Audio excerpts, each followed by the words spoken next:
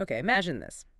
Someone looks out the window, it's pouring rain, and they say, wow, it's really raining cats and dogs out there. Right. And for a second, you might actually picture, cats and dogs falling from the sky. Uh-huh. Or maybe you're about to give a big presentation and your friend just says, break a leg. Yeah, that sounds pretty alarming if you don't know what it means. Exactly. Are they wishing you harm? Of course not. No.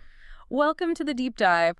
We're here to unpack exactly these kinds of linguistic puzzles. Mm-hmm. Today, we're diving into English idioms, proverbs, expressions, basically taking a shortcut so you can get really well informed. Yeah, these phrases are everywhere. They really are. They're a huge part of everyday English, popping up in conversations, books, and definitely in movies and TV shows you watch. Absolutely. The tricky part, and you've probably run into this, is that they often don't make literal sense. Right, you can't just translate them word for word. You need to know the hidden meaning, how to use them.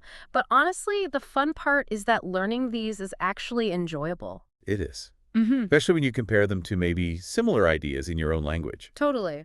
So our mission today is to make mastering these idioms feel less like work and more exciting. Because getting these down really makes your English sound more natural. It really does.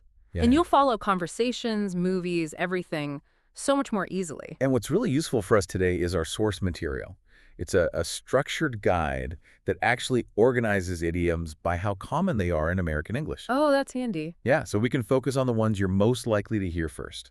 It gives you a clear path, sort of, to sounding more natural. Okay, great. Let's unpack that first category then. The most common English idioms. Mm-hmm. These are the ones our source says you are guaranteed to hear. Using these will immediately make your English just blend right in. Yeah, the source calls them extremely common in everyday conversation in the United States. And you hear them all the time in movies and TV shows. What's really interesting is how invisible these become to native speakers. They're just so ingrained. They're like little shortcuts, encoding shared understanding. That makes sense. It's efficient. Very efficient. So for someone learning, getting these is, well, it's fundamental. Okay, let's jump into some examples then. A blessing in disguise. How would we use that one? Right. That means something good that maybe seemed bad at first. Okay. So you might say, missing that train was a blessing in disguise. I met my future husband on the next one. Oh, okay. The bad thing led to a good thing. Exactly. The setback became an advantage. Got it. And what about when someone's sort of avoiding the main point, being indirect? For that, the idiom is beat around the bush. Right. You might hear someone getting impatient saying, please, just stop beating around the bush and tell me what happened. Okay, so it's about wanting directness. Precisely. And then totally different, wishing someone good luck, like before they go on stage. That's the classic break a leg. Just like that. Yep, just break a leg, stands on its own. Okay. And if something's really easy, not complicated at all. Then you'd say it's not rocket science. You hear that one all the time. All the time. It just means something is straightforward. Brilliant. And under the weather, that means you're feeling sick. Yep, exactly. You just say, sorry, I can't come in today. I'm feeling a bit under the weather. Simple enough. Mhm. And one more from this top list. Understanding something really complex. That's when you need to wrap your head around something. Okay. Like, it took me ages to wrap my head around those new tax laws. It means understand something complicated. You can really see how knowing these just smooths everything out, can't you? Definitely. Recognizing them, maybe even using them yourself. It's like unlocking a new level. A new level of fluency, for sure. Okay, this is where it gets really interesting, I think. We've covered the absolute must-knows. Mm-hmm. Now let's go a bit deeper into common English idioms and expressions. Right. So our source says you might not hear these every single day like the first group, but they're still very familiar. Any native speaker will understand them, and you can use them confidently. So it's still very useful. Oh, absolutely. And often, these ones carry a bit more nuance, maybe, or paint a more vivid picture. They add color. Exactly. They enrich your expression. So give us a classic example from this category. Well, how about a picture is worth 1,000 words?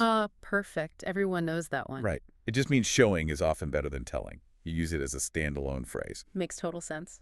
Okay, what about barking up the wrong tree? That means you're mistaken, or you're looking in the wrong place for something, or blaming the wrong person. How would you use it? You might say, if you think I ate the last cookie, you're barking up the wrong tree. Ask your brother. Okay, good example.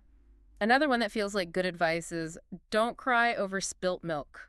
Yeah, that's a classic proverb, Yeah. really. It just means, don't waste time complaining about something bad that's happened and can't be changed. Just move on. Right. Focus on fixing it if you can, or just accept it. Good one. Hmm. And for being efficient, achieving two things at once. That's kill two birds with one stone. I like that one. Yeah, like, I can drop off the library books when I go to the supermarket, kill two birds with one stone.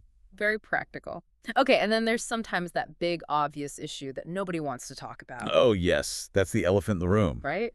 You'd say something like, we talked about everything except the layoffs of the elephant in the room. The big, uncomfortable, unspoken thing. Exactly. And finally, for something that's just a fantastic invention or idea. You might hear, this new app is the best thing since sliced bread. Sliced bread. Really? Uh-huh. Yeah. Apparently sliced bread was a pretty big deal when it first came out, so it means a really, really good invention. Okay, the best thing, some sliced bread. Got it. As you hear these, you can probably think of situations where they'd fit, right? For sure. They add that specific imagery, that flavor. Definitely. All right, let's move on to our third category. These are the familiar English idioms and proverbs. Now, the source says these are familiar, easily understood by native speakers, but interestingly, not usually used in everyday conversation. Right. So this is where you can add some real flair, maybe some wisdom, once you're comfortable with the more common stuff. It's about adding depth. It is. And it brings up an interesting point. Why do some phrases stay familiar but become less common in daily chat? Yeah, why is that? Often, it's because they carry maybe a deeper piece of wisdom or a specific cultural thought. They're like little encapsulated philosophies. Mini philosophies, I like that. Yeah, echoes of collective wisdom, maybe, lessons learned over time. Fascinating. Okay, so give us an example. What if someone's asking too many questions, being a bit too nosy? You might hear the warning, curiosity killed the cat. Just like that, a warning. Yep. It basically means stop asking questions. It could lead to trouble. Okay. And what about rushing things? Is there an idiom for that? The very common proverb here is haste makes waste, meaning if you rush, you'll likely make mistakes, which ends up wasting time or resources in the end. Slow down, do it right. Good advice. Then there's one about shared responsibility. It takes two to tango. Right.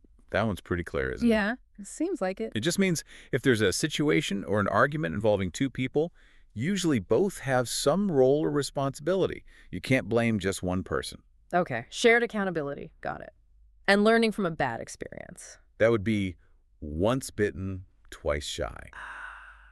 If you've been hurt or had a bad experience doing something once, you'll be much more careful the next time. That makes perfect sense. It feels very universal. It really does. And sticking with difficulty, sometimes you just have to endure a tough period. Like a business going through hard times. Exactly. You'd say the company had to weather the storm. Okay, so weather the storm means get through a difficult situation. Precisely. They managed to weather the storm during the recession. And one of my favorites about trying to make someone do something they don't want to.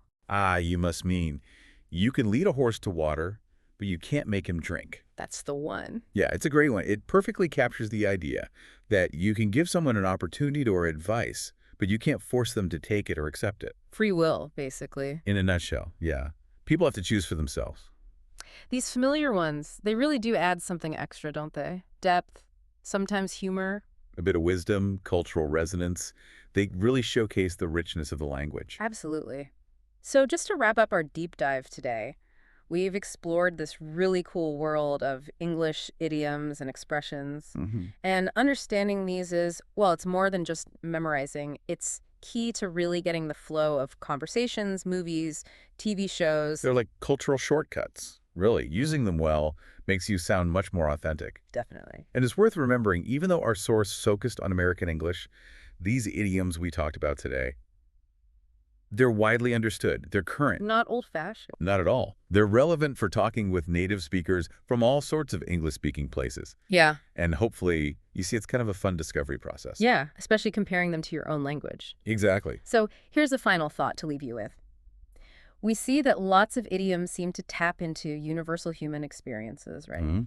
Like being cautious after getting hurt or dealing with an obvious problem. Right. But the specific images languages use can be so different. Think about raining cats and dogs or maybe being on thin ice. Yeah.